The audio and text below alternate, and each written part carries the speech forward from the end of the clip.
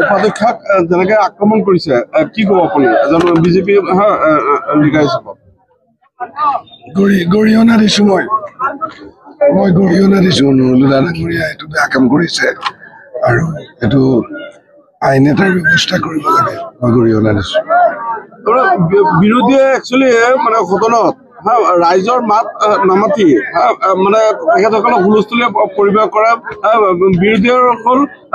মাত পাতিবৰ কাৰণে ৰাইজৰ কাৰণে মাত পাতিবৰ কাৰণে কিন্তু তেখেতসকলে মাত নামাতে কিহৰ কাৰণে মাত নামাতে কি ক'ব আপুনি ৰাইজে সকলো দেখি আছে আৰু তাৰ উত্তৰ ৰাইজে পঞ্চায়তত দিব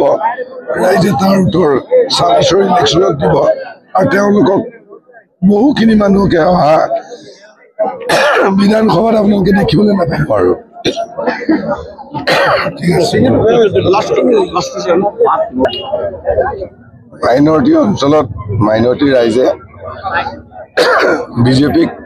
তেওঁলোকৰ মাজলৈ নিমন্ত্ৰণ কৰিছে আজি মোক তেনেকৈ ৰাইজে মাতিছে ইয়াত দোৱা কৰিছে আমিও ৰাইজৰ লগত আছো গতিকে সকলো মিলি এবাৰ ডিং সমষ্টিটো অসমৰ মুখ্যমন্ত্ৰী ডক্টৰ হিমন্ত বিশ্ব শৰ্মা ডাঙৰীয়াক বিজেপি দলৰ হৈ উপহাৰ দিব বুলি ডিঙৰ মাইনৰিটি ৰাইজে আমাক জনাইছে